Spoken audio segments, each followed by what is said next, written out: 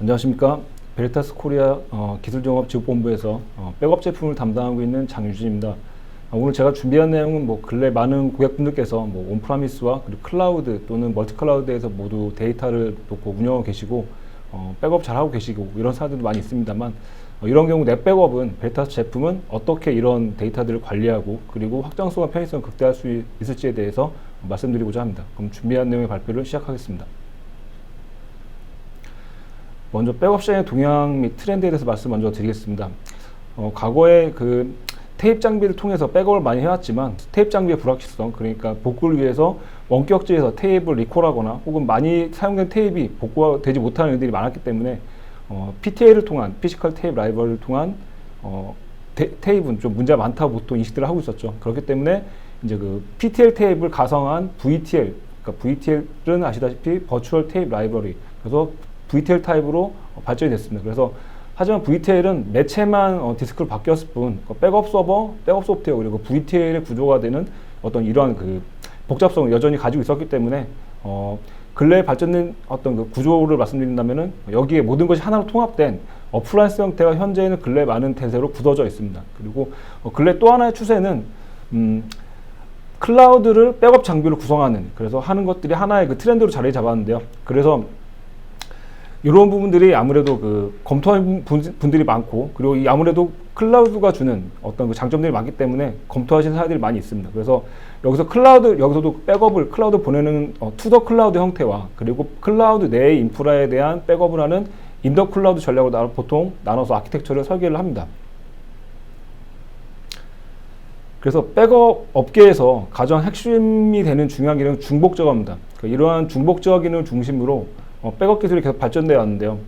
이것은 클라우드에서도 마찬가지 상황을 말씀드릴 수 있을 것 같습니다. 그래서 클라우드에 백업 데이터를 저장할 때 최초 백업본은 중복 제어가 좀 덜 되지만 이후 백업부터는 중복 제어가 돼서 극대화돼서 약 거의 99%까지 중복 제어가 되는 사례들 많이 있습니다. 그래서 예를 들어서 100테라의 데이터를 매일 일주일 보관 중으로 클라우드로 보낸다고 이제 가정을 했을 때 산술적으로 클라우드에 최소 70테라의 공간이 필요로 합니다.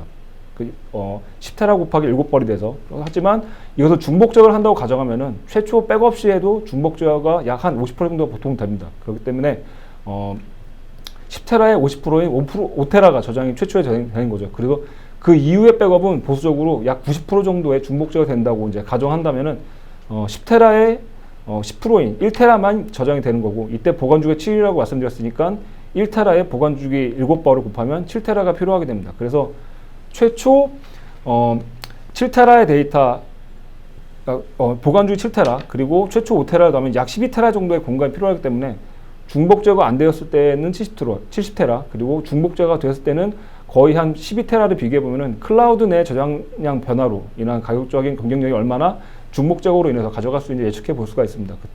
이때 클라우드 내 스토리지의 백업에 대한 사용도 어떤 그 성능이 가장 좋은 블락 스토리지, 그리고 S3와 호환되는 오브젝트 스토리지, 그리고 아카이빙 스토리지 나눠볼 수 있는데, 이는 모두 이제 비용 효율적인 백업을 위해서 사용되고 있고 고객사의 상황에 맞도록 보통 사용할 수 있도록 설계를 할 수 있습니다. 그래서 실제로 TCO ROI를 절감이 얼마 되는지를 확인을 해보면 AWS 홈페이지에 가면은 혹은 애저 쪽에 홈페이지에 가서 어떤 그 과금을 해볼 수가 있습니다. 그래서 중복 제거를 했을 때와 안 했을 때, 그래서 주 1회 50테라 정도의 데이터를 매일 클라우드로 보낸다고 가정했을 때 중복 제거를 하지 않으면은 거의 한 5억이 넘는 금액, 그리고 중복 제거를 적용했을 때는 거의 2억이 안 되는 금액으로, 그래서 64% 정도의 비용 절감 효과가 있고요. 이거를 매일매일 보낸다고 가정했을 때 50테라를, 그 경우에는 중복 제거를 적용하지 않으면은 거의 30억이 넘는 금액, 그리고 중복 제거 적용하면은 5억이 안 되는 금액, 그래서 약 85% 정도의 중복 제거 절감 효과가 있습니다. 그래서 ROI를 산출해 보면은 거의 이렇게 좋은 효과가 있다. 중복 제거에 끄고 치문에서 이런 것들이 있다는 것들이 하나의 클라우드 백업에 있어서는 중요한 요소가 되겠고 트렌드라고 말씀드릴 수 있을 것 같습니다. 그래서 넷백업과 퍼블릭 클라우드 사례로 이제 한 두 가지 정도 방안을 말씀드릴 수 있을 것 같아요. 그래서 백업 장치로서 퍼블릭 클라우드를 사용하는 투더 클라우드 백업 방안, 그리고 퍼블릭 클라우드 내 워크로드들을 보호할 수 있는 인더 클라우드 방안을 말씀을 보통 드립니다. 그래서 퍼블릭 클라우드 백업을 보내고 백업 장치로서 퍼블릭 클라우드를 사용할 수 있는 투더 클라우드의 방안에 대해서 먼저 설명을 드리겠습니다.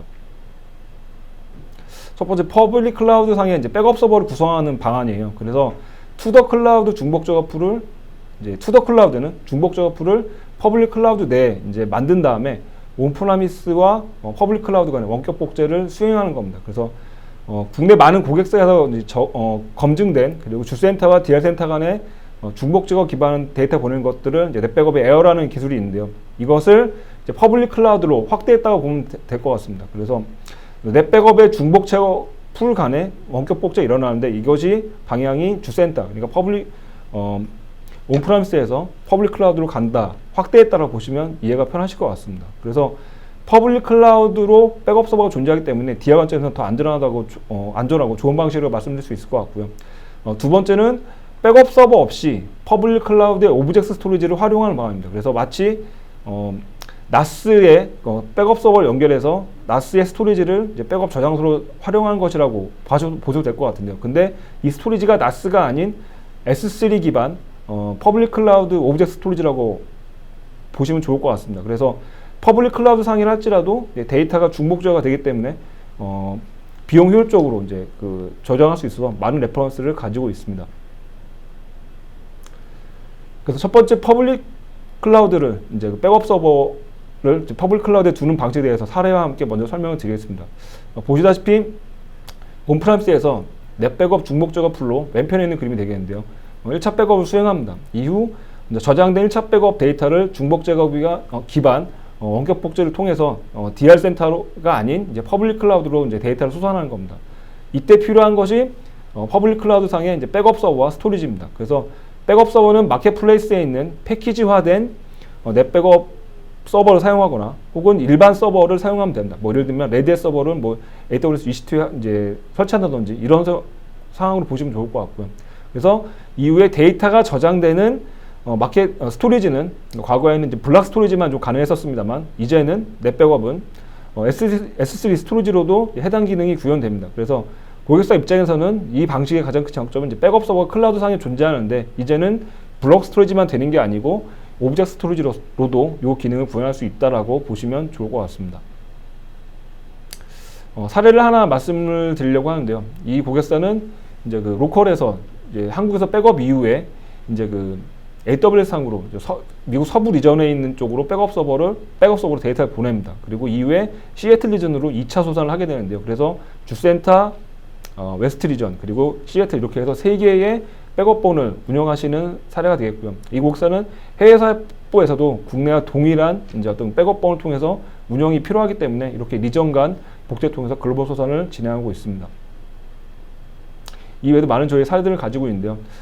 두 번째 말씀드릴 방안은 이제 백업 서버 없이 퍼블릭 클라우드의 오브젝트 스토리지를 활용하는 방안입니다. 그러니까 마치 나스의 오브젝트 스토리지를 연결해서 나스에 저장하는 거라고 앞서 말씀을 드렸는데요. 그런데 이 스토리지가 이제 S3 기반의 퍼블릭 클라우드에 있는 오브젝트 스토리지다라고 보시면 좋습니다. 그래서 저장되는 장소가 오브젝트 스토리지이다 보니까 블락 스토리지보다는 성능이 뭐 느린 건 어쩔 수 없습니다만 비용 측면에서는 무시할 수 없을 정도의 어떤 장점이 있기 때문에 레퍼런스가 가장 많은 저희의 아키텍처가 되겠습니다. 그래서 백업 서버는 클라우드 상이 없고 중복 제거된 스토리지만 존재하는 방식이긴 한데요. 그래서 일반 S3 기반 오브젝트 스토리지도 비용적으로 이제 부담스러운 상황이라고 하신다면은 더 저렴한 글래시어 같은 AWS 글래시어 같은 이제 아카이빙 스토리지로도 저장이 가능한데요.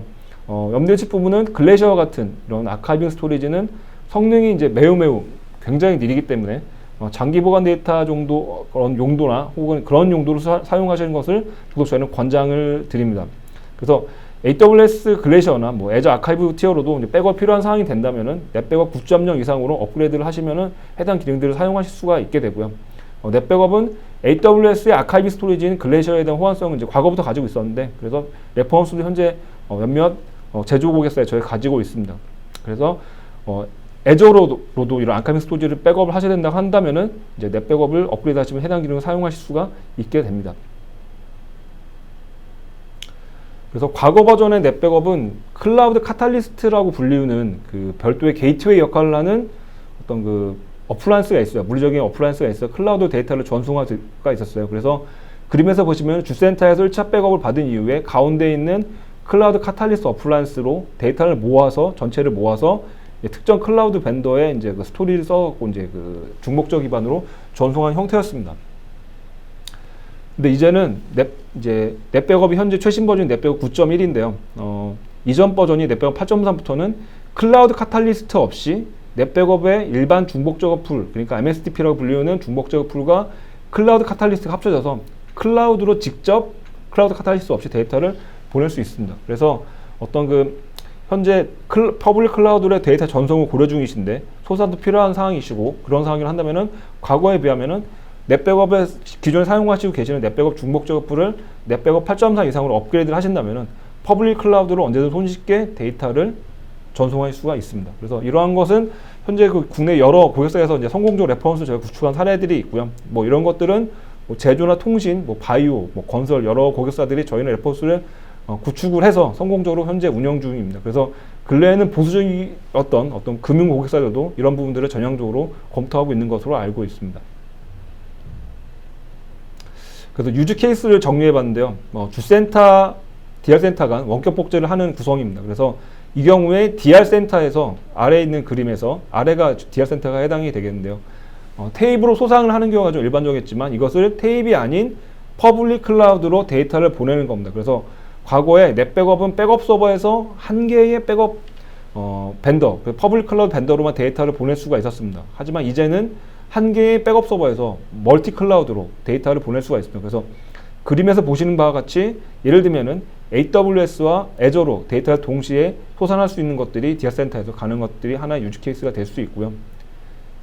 그리고 혹은 DR 센터만이 아니고 주센터에서도 여러 클라우드로 이제 데이터를 보낼 수가 있습니다. 그래서 보시다시피 주센터에서는 클라우드 벤더 C, D 그리고 DR 센터에서는 클라우드 벤더 A, B로 데이터를 각각 하나의 백업 서버에서 보낼 수 있는 것들이 하나의 특징적인 요소가 되겠습니다. 그래서 보통 클라우드로부터 데이터를 이제 그 데이터 센터로 온프라미스 데이터 가져오는 거는 다운로드 행위에 해당되기 때문에 아무래도 비용 발생이 좀 굉장히 많이 될 수도 있습니다. 그래서 종종 복구된 데이터가 용량이 커서 패킷 사용량이 너무 과도하다면 퍼블릭 클라우드가 아닌 온프라미스의 오브젝트 스토리지를 위치시키시고 거기에 장기 보관 데이터를 저장하는 것도 하나의 방안이 될 것 같고요. 그래서 보시는 넷백업 이런 아키텍처 그림과 같이 온프라미스 그리고 주센터에 오브젝트 스토리지 등을 위치시키고 거기에 퍼블릭 클라우드로 데이터를 보내는 방법. 그래서 이후에 DR 센터 없이 퍼블릭 클라우드 데이터를 이제 어떤 소산하는 것도 하나의 방안이 될 수 있고요. 이때 기반이 되는 기술은 넷백업의 에어라고 불리는 중복 제거 기반의 원격 복제 기술이 되겠습니다. 그래서 고객사에 맞는 상황에 맞는 다양한 방법의 클라우드. 그래서 이러한 뭐 퍼블릭 클라우드와 그 프라이빗 클라우드가 합쳐진 어떤 그 하이브리드 클라우드 형태의 어떤 연동 방안도 저희는 다 제공을 유연하게 해드립니다. 그래서 국내 사례를 한번 보면은 이 사례 같은 경우는 건설사가 됐습니다. 이 건설사 같은 경우는 과거에 VTL과 테이프 장비 쓰고 있었었는데 이제 그 애저로 데이터를 보내야 될 상황이 돼서 저희 넷백업 어플라이언스를 써서 넷백업 솔루션을 써서 현재 애저로 소산을 잘 하고 계신 사례가 되겠고요. 그리고 이 사례 같은 경우는 국내 제조사인데요. IBM 클라우드로 쓰고 계시면서 서울 리전에 1차 백업을 소산을 하시고 그 이후에 이제 그 글로벌 어떤 회사다 보니까 여러 아시아 리전으로 데이터를 보내고 있는 사례가 되겠습니다. 그리고 국내 제약사 같은 경우는 1차 백업을 어떤 공장에서 받은 이후에 이것들을 원격 복제를 통해서 애저로 데이터를 보내는 사례들이 되겠고요. 이렇게 보시는 바와 같이 저희는 원격 복제하고 있는 사례들이 굉장히 많이 있고 여기에 소개된 것 외에도 굉장히 많은 방법들을 저희는 가지고 레퍼런스를 가지고 있습니다. 그래서 하나 말씀드릴 부분은 특정 벤더의 클라우드 벤더를 사용 중이신데 멀티 클라우드를 사용해야 될 상황이고 뭐 이때 이런 상황이 된다면 이때는 넷백업은 유연하게 소산 및 어떤 그 백업 데이터의 이관 방안을 제공해 드립니다. 그래서 그림에서 보시다시피 저장된 클라우드 스토리지 간에 원격 복제 데이터 전송이 가능하기 때문에 멀티 클라우드 사용하셔야 되고 클라우드 간 데이터의 전송이 필요한 상황이라고 한다면 넷백업 통해서 이런 부분들을 만족시킬 수가 있습니다. 그래서 지금까지 투더 클라우드 그러니까 백업 장치로서 클라우드 스토리지를 사용해서 어떤 그 백업 소산하는 방안을 알려드렸습니다. 지금부터는 인더 클라우드, 그러니까 클라우드 내의 스토리지의 백업 방안에 대해서 말씀드리고자 합니다. 그래서 넷백업은 8.3 버전부터 클라우드 포인트라고 불리우는 별도의 제품이 넷백업의 일반 기능으로 통합이 됐습니다. 그래서 이 클라우드 포인트 기능을 이용해서 퍼블릭 클라우드 상에 존재하는 서버와 어떤 어플리케이션에 대한 백업이 가능합니다. 그래서 통합적인 백업이 가능한 거죠. 그래서 클라우드 포인트를 통해서 개별적인 VM은 물론이고 일반 파일 그리고 다른 호스트로의 복구 등을 지원합니다. 그래서 넷백업 통해서 이러한 통합 관리를 하나의 원 뷰, 넷백업 뷰만으로 관련 것들이 가장 특장점이라고 말씀드릴 수 있을 것 같습니다.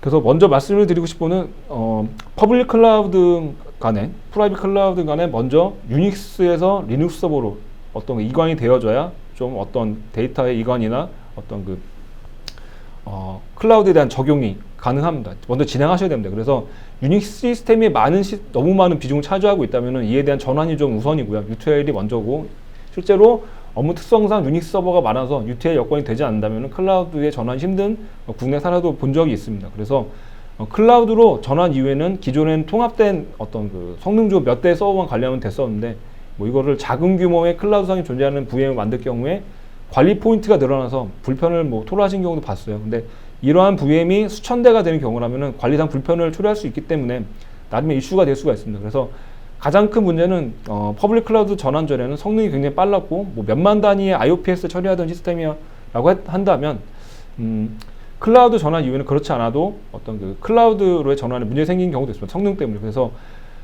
기존에 사용하시던 업무들이 성능에 굉장히 민감한 시스템이었고 한다면 반드시 이런 부분들을 최우선순위로 고려를 하시면 좋을 것 같습니다. 그래서 저희가 이러한 클라우드에 대한 백업들도 호환을 잘 할 수 있기 때문에 이런 부분들을 말씀을 드리는데요. 클라우드에 대한 이런 성능 발휘를 위해서 막대한 뭐 어떤 비용 지불을 해야 된다면 클라우드 전환함에 있어서 이런 클라우드 장점들이 많이 상쇄될 수 있기 때문에 이런 부분들을 반드시 사전에 고려하시면 좋을 것 같습니다.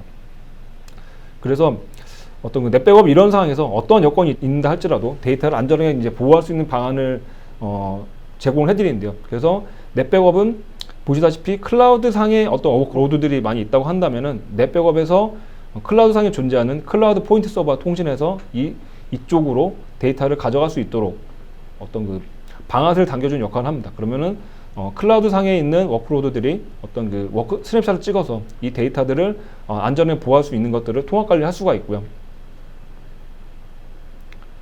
그래서 클라우드 내 백업용 전문 오브젝트 스토리지가 이제 있다는 가정하에 이제 구성을 설명을 해드리면요.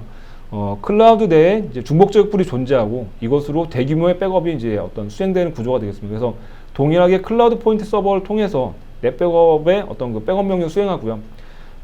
클라우드 포인트 서버는 클라우드 내에서 백업 서버와 통신합니다. 그래서 일반 클라우드 센스잡 방식과 비교했을 때 어떤 그 중복적 백업 기능이 포함되어 있기 때문에 이 부분들은 저장 공간도 절약이 되고, 그리고 어떤 그 중복 제거 백업이 어떤 그 일반 클라우드 스냅샷보다 더 빠르기 때문에 성능과 비용 거점에서 더 좋다고 말씀드릴 수 있을 것 같고요. 그래서 실제로 국내 모 고객사의 경우에도 성능적으로나 비용적으로 훨씬 좋았다는 POC 완료 보고서를 저희가 가지고 있는 사례들도 있습니다. 그래서 클라우드 백업 관련해서 이번에 출시된 그 넷백업 9.1 버전에 대해서 최신 기능 두 가지를 설명드리려고 하는데요. 먼저 인텔리전트 폴리시라는 겁니다. 클라우드 폴리시라는 겁니다. 그래서 백업 정책을 생성할 때 보통 개별 어떤 그 서버별로 생성한 것이 아니라 쿼리 기반으로 이제 자동으로 디스커버된 클라우드 내 자선을 이제 그 자동으로 추가하는 기능이 되겠어요. 그래서 이거는 넷백업을 통해서 VM웨어 등 온프라미스 상의 어떤 가상화 백업 수행할 때 사용하던 어떤 기능이었는데 이것을 클라우드로 확대한 겁니다. 그래서 이 기능의 장점은 백업 담당자와 클라우드 담당자 분 간의 미스커뮤니케이션 때문에 백업에 어떤 포함되지 못한 어떤 그 백업이 시스템이 있다면은 이런 것들을 백업번을 이제 어떤 미싱 없이 백업을 해서 복구를 할 수 있게 만드는 겁니다. 그래서 이 기능을 통해서 백업 정책을 수행하면은 클라우드 담당자 분이 어떤 시스템을 생성하면 자동으로 백업 시스템에 넷백업 쪽으로 자동 추가가 되기 때문에 이런 일들을 예방할 수가 있는 장점이 있습니다. 그 두 번째는 오토 스케일링 기능이에요. 그래서 국내 모 항공고객사 같은 경우에 클라우드상의 어떤 발권 시스템을 운영하는 뭐 사례를 보면요. 휴가 차례 어떤 IO가 몰리는 경우에 자동으로 시스템을 병렬로 확대해서 몰리는 IO들을 자동으로 처리해서 대응을 합니다. 이런 경우 백업 소프트웨어에서는 자동으로 확대된 이런 시스템에 백업을 수동으로 구성해서 백업을 해야만 했었는데요. 넷백업 9.1에서는 이러한 경우를 대응할 수 있도록 기능이 출시됐습니다. 그래서 클라우드 컴퓨팅 리소스를 동적으로 연동을 해갖고 넷백업 클라이언트들이 일종의 심프로비저닝 뭐 이런 식으로 동작하는 것처럼 자동으로 확대가 돼서 설치 및 구성돼서 백업을 자동으로 수행합니다. 그래서 이후에 해당 시스템들이 유휴 시스템으로 전환될 경우에 이런 경우 자동으로 넷백업도 백업 대상에서 자동으로 해당 시스템을 해제를 합니다. 그래서 클라우드 특성상 뭐 시스템을 켜놓기만 해도 비용 발생이 굉장히 많이 되고 백업까지 또 수행하게 된다면 스토리지 비용이 발생돼서 아무래도 좋지 않을 수가 있는데요. 이런 경우 유용하게 사용할 수 있는 기능이라고 말씀드릴 수 있습니다.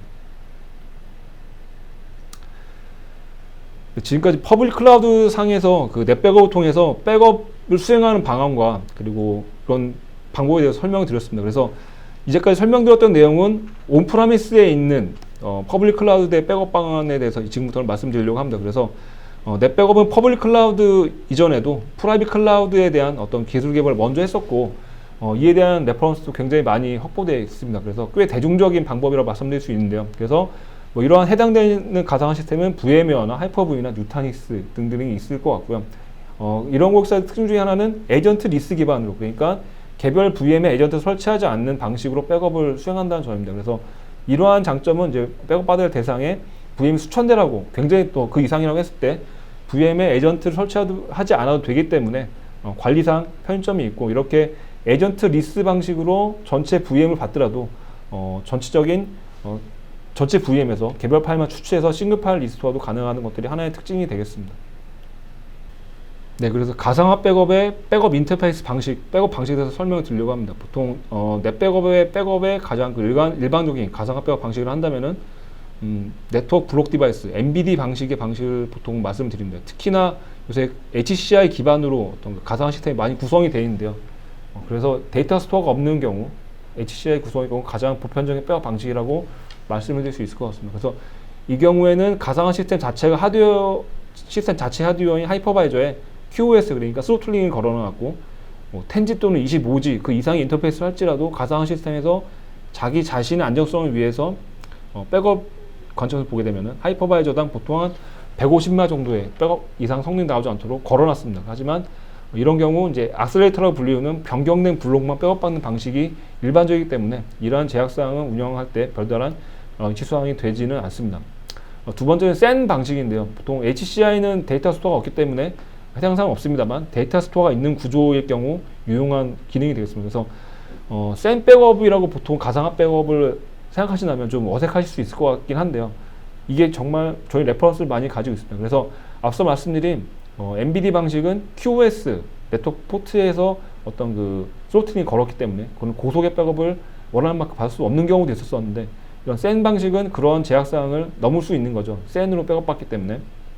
그래서 이 방식은 하이퍼바이저 백업에는 해당 사항이 없습니다만 센으로 데이터 스토어가 있을 때는 굉장히 유용합니다. 그래서 또 보통 통합 스토리지가 랜덤화에 특화된 어떤 그 통합 스토리 쓰시는 경우가 데이터 스토어를 쓰시는 경우가 많이 있기 때문에 이런 방식은 보통 이슈 사항도 많이 특히 없었던 걸로 기억이 됩니다. 세 번째 방식은 이제 보통 가장 피해야 될 방식인데요. 프록시 방식으로 불리우는 핫애드 방식입니다. 이거는 VM 중에 하나를 백업 전용 어떤 서버로 만들고 거기에 VM들을 전부 마운트해서 백업을 합니다. 그래서 이 백업 전용 VM에서 백업을 수행하는 건데요. 그래서 하이퍼바이저 입장에서는 마치 백업 IO가 여기에 몰리기 때문에 마치 송곳으로 어느 곳을 꾹 누른 것처럼 느끼게 되고 하이퍼바이저에 무리를 주게 됩니다. 그래서 백업으로 인해서 어떤 전체적인 가상화 시스템 성능에 영향을 주게 되는 방식이 되겠는데요. 그래서 몇몇 경쟁사에서는 아직도 이런 방식을 표준 어떤 방식으로 쓰고 있지만 넷백업에서는 이런 부분들을 보통 권고드리지 않습니다. 근래에는. 그래서 MBD 방식이나 센 방식으로 백업을 하는 것이 근래에는 일반적인 넷백업의 백업 방식이 되겠습니다. 가상화 백업에 있어서. 그래서 특징적인 백업 방법을 또 말씀드리면 넷백업은 악셀레이터라고 불리우는 VM웨어나 하이퍼V나 누타닉스 시스템이 있을 때 1차 백업 이후에 변경된 블록만 백업해서 백업 시스템 쪽에서는 오른쪽에 있는 그림에서 녹색에 표현되어 있는 그림이 되겠는데요. 이러한 데이터들을 합성을 해서 신세틱 백업, 풀 백업을 생성한 기술이 되겠습니다. 그리고 인텔리전트 폴리시라고 불리우는 원하는 VM만, 예를 들면 그림에서 파란색의 VM만 받고 싶다고 한다면 쿼리 기반으로 그 VM을 선택을 하게 되고요. 그 위에 그 VM만 선택을 하거나 혹은 모든 거 선택하게 되면 전체 VM들을 자동으로 데이터를 가져와서 백업 셀렉션에 넣습니다. 이렇게 하는 기능도 있고, 특정 개수, 그래서 EXS 혹은 데이터 스토어 혹은 어떤 특정 VM에 백업되는 수량을 결정을 해서 전체적으로 백업으로 인해서 IO가 임팩트가 생기지 않도록 조절하는 기능들은 넷백업에서 지원을 하는 것들이 기본 기능입니다. 그리고 이렇게 열심히 백업 받은 데이터들을 이제 복구를 할 때, 또 일반적인 복구를 한다면 스트리밍 방식으로 데이터를 어떤 특정 영역에 복구하는 것을, 그래서 프리스페이스를 만들어 놓고 거기에다가 데이터를 복구하는 걸 보통 일반적인 방식으로 생각하시는데요. 그렇게 하지 않고 백업 받은 이미지를 직접 하이퍼바이저에 마운트하게 되면은 백업 받은 데이터를 갖고 운영 시스템 입장에서는 임시 운영 서비스를 할 수 있는 겁니다. 혹은 데이터를 카피하거나 혹은 제3의 로케이션으로 데이터를 카피할 수가 있고요. 이런 것들은 VM웨어 기능에서 쓸 수가 있고, VM웨어에 대해서 저희가 이 기능을 구현할 수가 있고, 그리고 일반적인 MS SQL 서버에서도 이 기능을 구현할 수가 있습니다. 그리고 넷백업은 오픈스택 관련된 기능들이 굉장히 많이 이제 개선이 됐는데요. 지난 9.0 버전부터. 그래서 오픈스택에 대한 설명을 잠깐 드리겠습니다. 그래서 오픈스택을 백업하기 위해서 별도의 에이전트를 설치하거나 복잡한 세팅이나 구성을 할 필요 없이 그냥 에이전트 리스 방식으로 백업을 구성하면 됩니다. 그래서 백업을 위해서 어떤 그 오픈스택 관련된 시스템들의 계정 정보나 어떤 계정 인증값을 백업 서버에 넣게 되면은 이제 오픈스택에 대한 백업에 대한 것들을 준비가 끝난 거고요. 그 이후부터는 오픈스택에 대한 백업을 해서 오픈스택의 컴포넌트에 해당하는 어떤 그 호라이즌이나 노바, 그리고 오브젝트 스토리지인 스위프트 이런 것들을 통해서 데이터들을 자동으로 가져올 수 있도록 백업을 할 수가 있습니다. 그래서 전체적으로 어떤 인크리멘탈 백업이 된다든지, 그리고 멀티 테넌트 백업이 가능하고, 그리고 어떤 그 이미지 단위로 전체 인스턴스를 부팅해서 어떤 그 전체적인 그 그랜주얼 리커버리를 대규모로 한다든지 이런 것들을 에이전트 리스 기반으로 오픈스택 백업에 있어서 넷백업을 구현할 수가 있습니다. 그리고 넷백업에는 이렇게 열심히 백업받은 데이터를 어떤 그 리허설 해본다든지 자동으로 마이그레이션이 되게 하는 넷백업의 그 기능이 아니었던, 과거에는 VIP라고 불렸던 별도의 제품의 벨타스 제품이 있었습니다. 이것들을 넷백업의 기능으로 통합을 해서 이것들을 자동으로 마이그레이션이 되게 하고 어떤 전문적인 리허설이 어떤 그 리허설을 한다든지 DR에 관련된 훈련을 해볼 수가 있는 기능들을 제공을 합니다.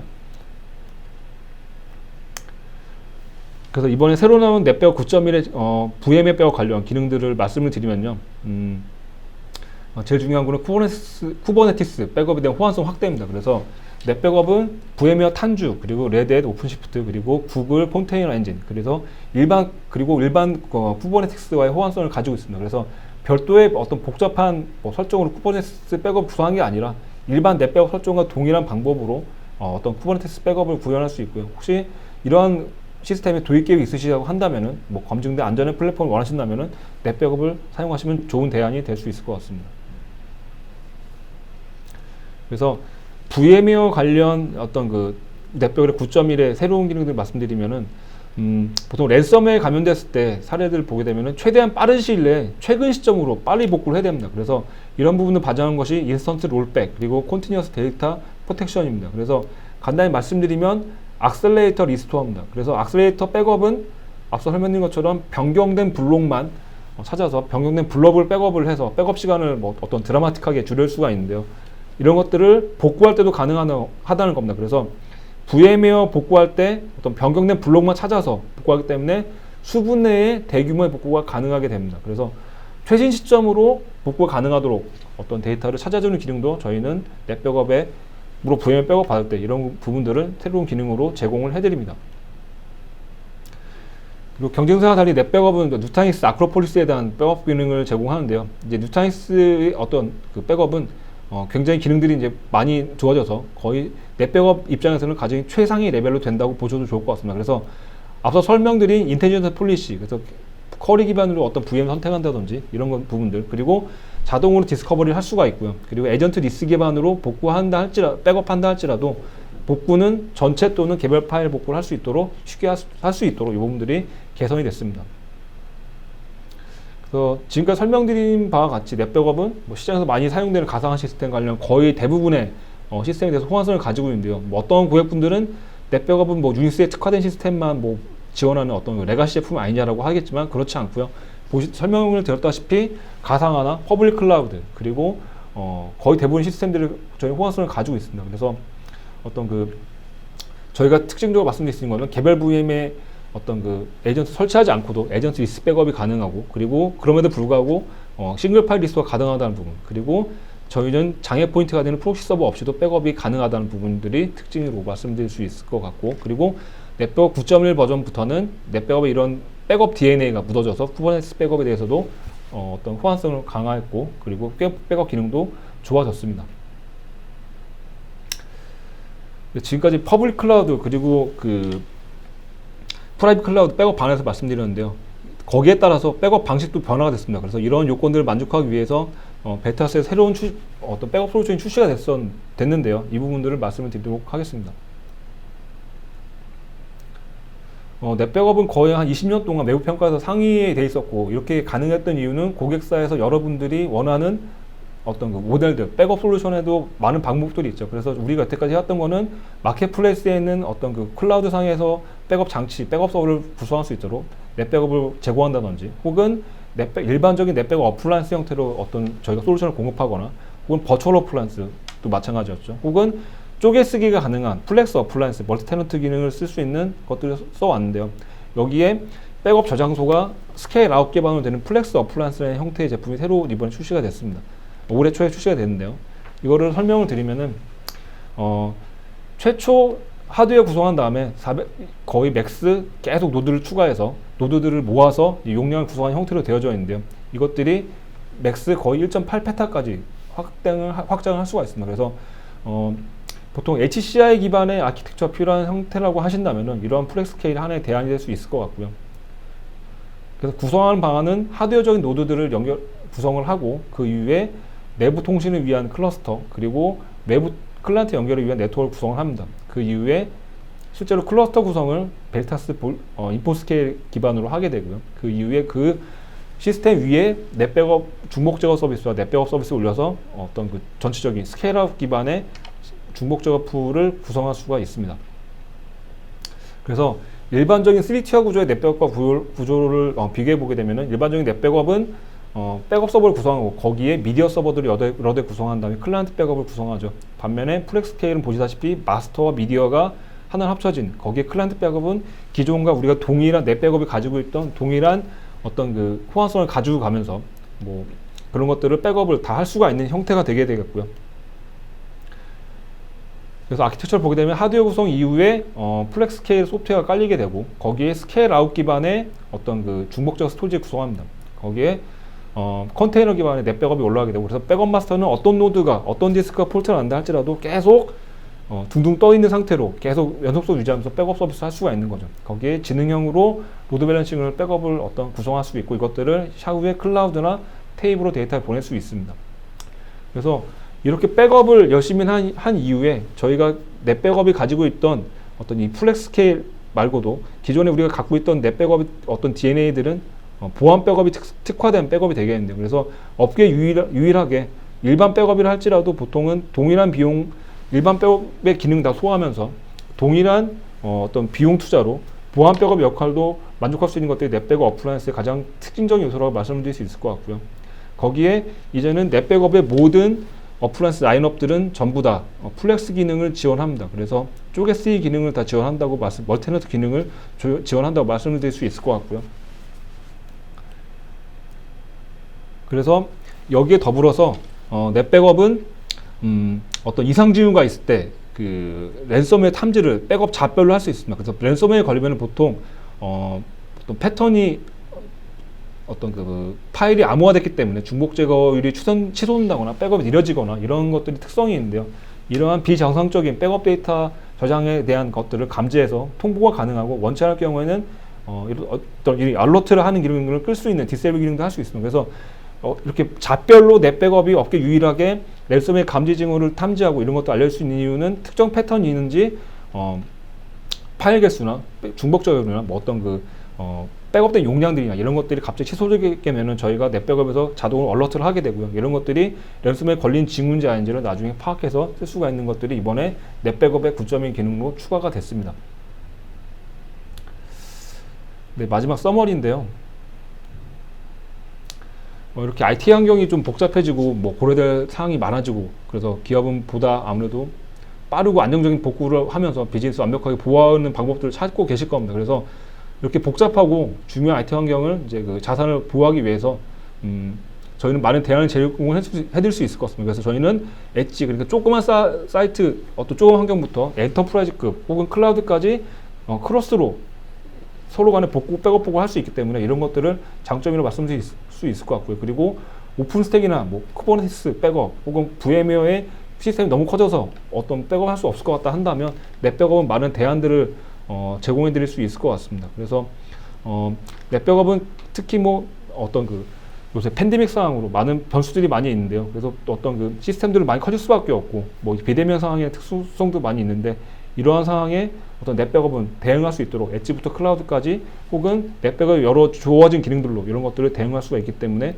아무래도 현재 상황에 딱 맞는 제품이라고 데이터를 보호할 수 있는 그리고 랜섬웨어에 특화된 보안 백업 할 수 있는 제품이 넷백업이라고 말씀을 드릴 수 있을 것 같습니다. 지금까지 경청해 주셔서 감사하고요. 궁금하신 점은 저에게 연락 주시면은 성심성의껏 알려드리도록 하겠습니다. 감사합니다.